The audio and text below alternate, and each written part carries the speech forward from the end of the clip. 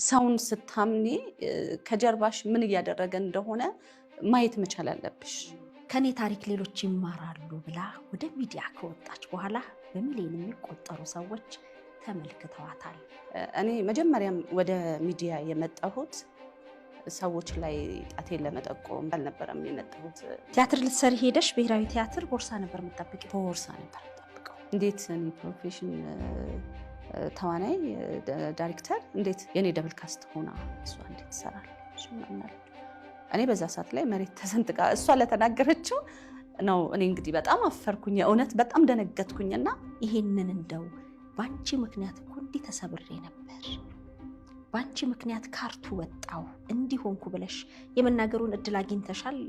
ትዝታ እኮ በመልካምም ታነሻዋለሽ፣ በመጥፎም ያ ጊዜ ያ ክፉ ጊዜ እኮ አለፍ ነው ብለሽ ትያለሽ። አልፈሽዋል፣ ግን ተሻግረሽዋል። የእሷ ታሪክ የእኛም ቤት ያለ ታሪክ ነው።